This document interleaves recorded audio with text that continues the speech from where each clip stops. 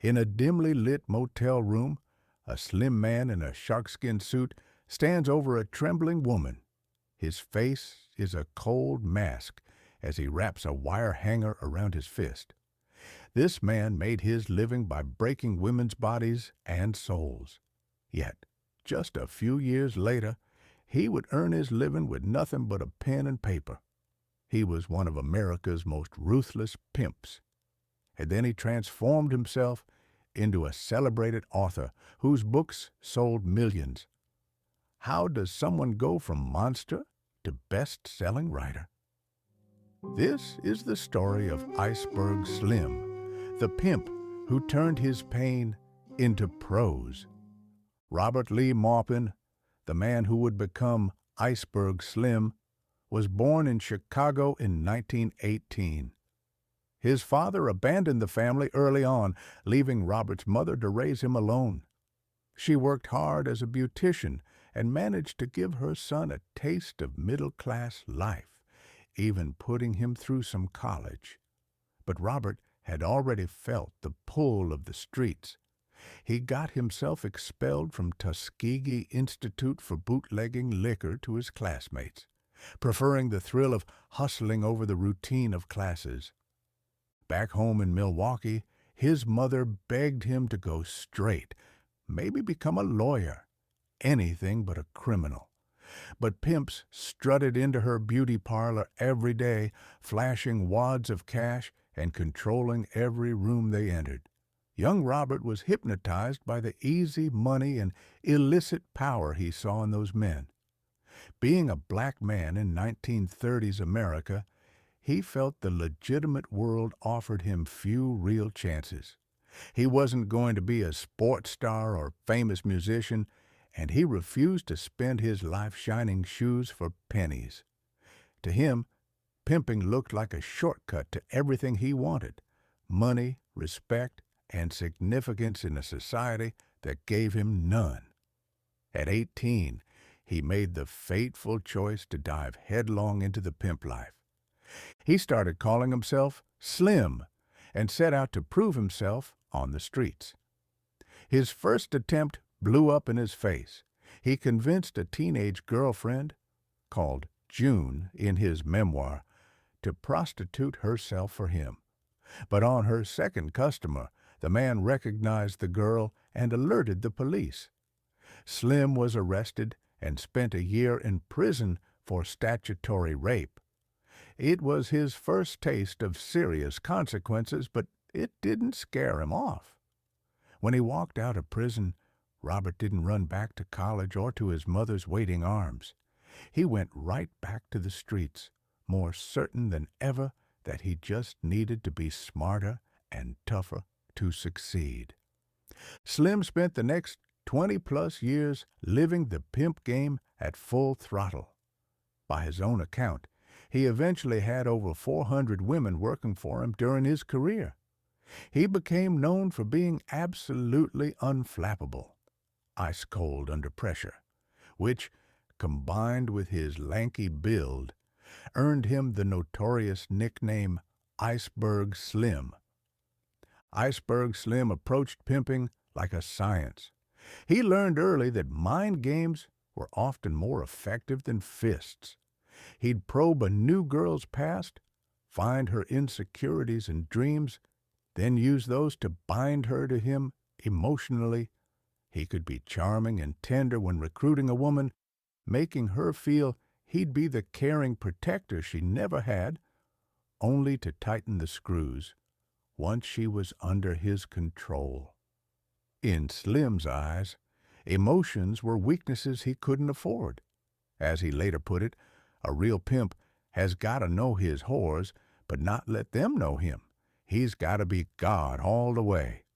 In other words, he demanded absolute power in his little empire. Slim surrounded himself with the underworld's flashiest characters to up his game. He swapped secrets with veteran hustlers like the legendary Baby Bell, a pimp so flamboyant he drove a Duesenberg and walked a pet ocelot on a leash. From these older pros, Slim learned how to mask every flicker of normal human feeling behind a poker face. He wasn't above using violence to keep his women in line either. His signature punishment was chilling. He would whip disobedient prostitutes with a wire coat hanger. The thin metal would lash skin and leave painful welts, but not so much damage that the woman couldn't go back out and earn. It was calculated cruelty. Slim later admitted in his autobiography that he had been a ruthless, vicious man back then, but at the time he felt no guilt. Showing mercy even once, he believed, could crack the iceberg facade he worked so hard to maintain.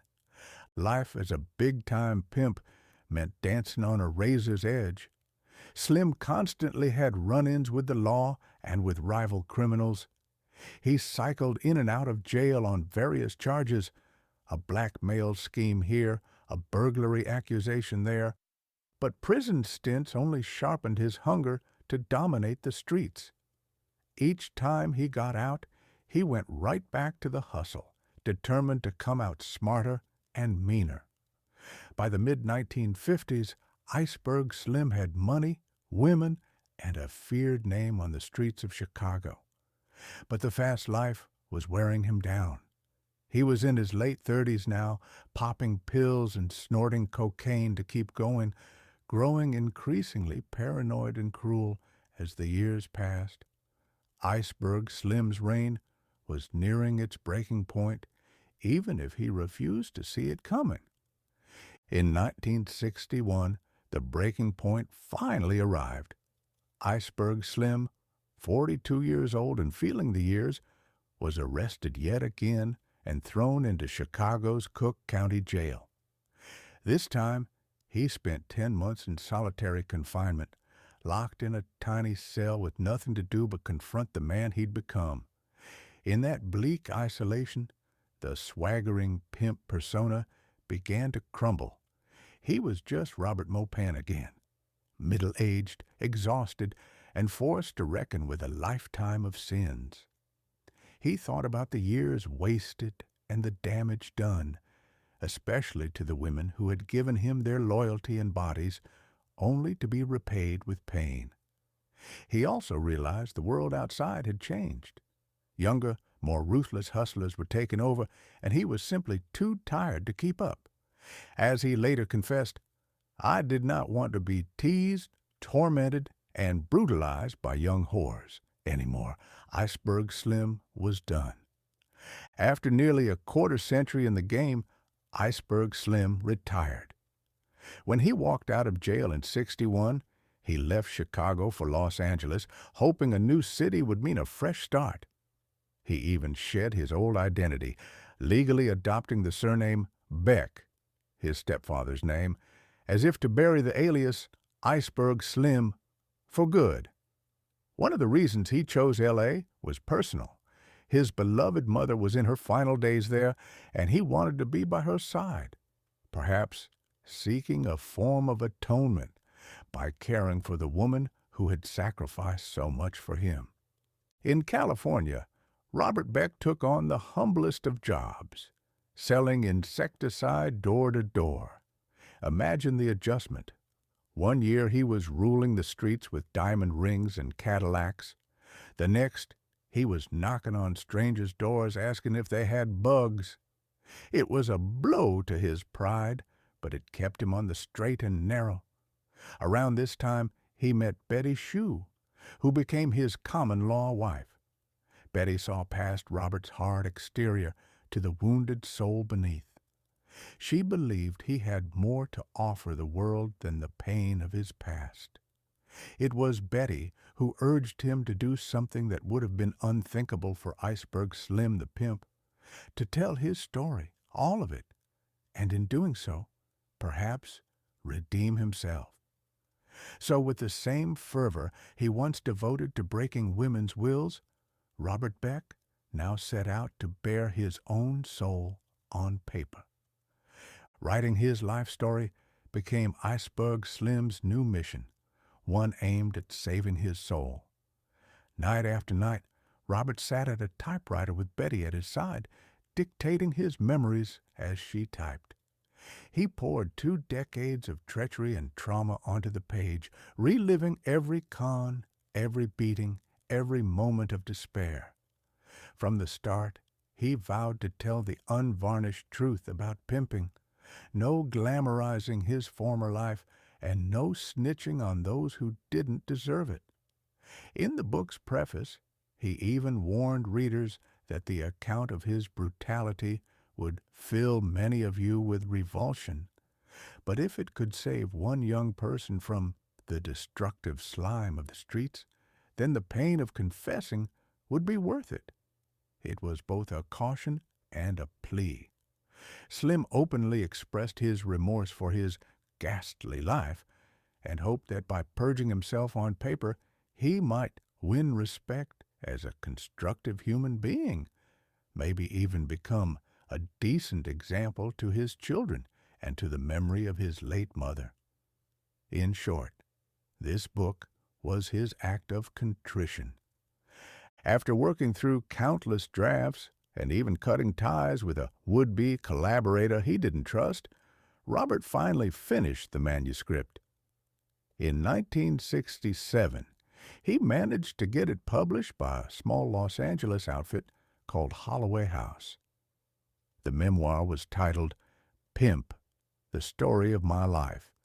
They paid him a modest $1,500 advance. But Robert didn't care. His story was out. To everyone's surprise, Pimp became an underground sensation. Mainstream bookstores and literary critics largely ignored it.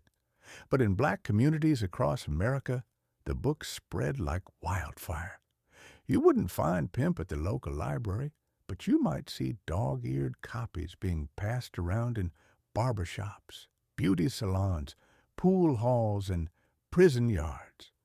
Its raw, poetic portrayal of ghetto life spoke to people who lived that reality and to others who were simply astonished by the window it opened.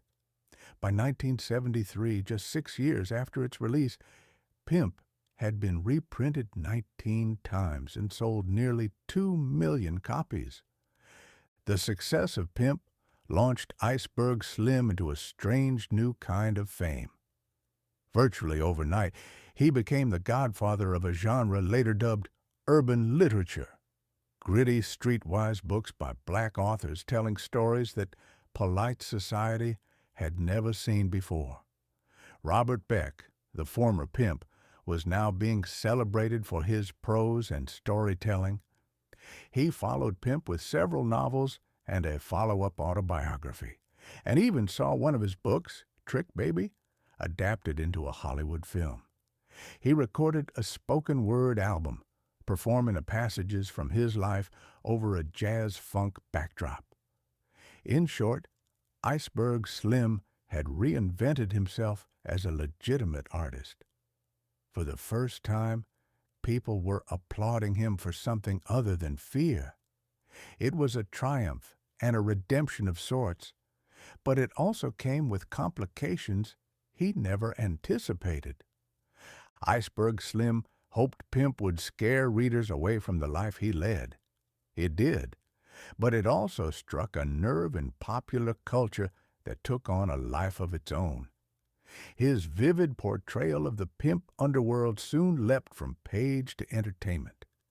In the 1970s, films like The Mac modeled their flashy anti-heroes directly on Iceberg Slim's characters.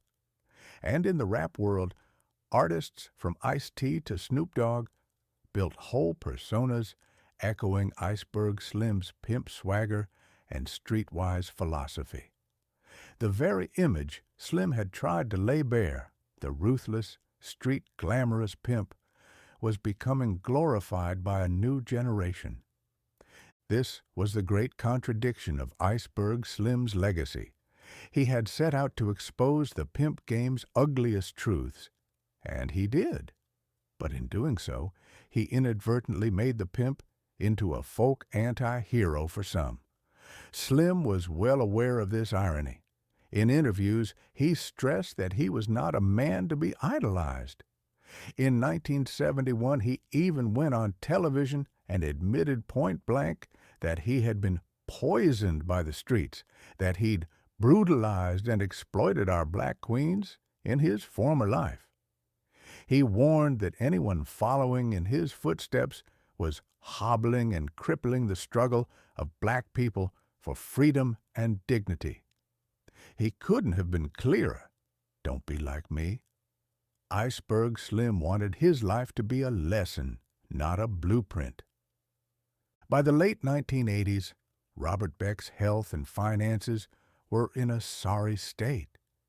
He had sold over 6 million books by then, but he never became a wealthy man. Holloway House and other publishers made most of the profit. Plagued by diabetes and growing reclusive, he spent his final years relatively poor and in the shadows. In April 1992, Iceberg Slim died of liver failure in Los Angeles at age 73. According to his widow and children, the man whose books were cult classics actually died penniless. Even after death, Iceberg Slim's influence kept growing. In 2012, Ice-T produced a documentary celebrating Slim's life and legacy. Generations of rappers, writers, and even comedians continue to cite Iceberg Slim as a major inspiration. His work has been studied in university courses and remains a hot topic in debates about art, ethics, and exploitation. In the end, Iceberg Slim became both a literary icon and a cautionary tale. His name stands at the complicated intersection of glorification and condemnation, forcing us to grapple with what we choose to celebrate in our culture.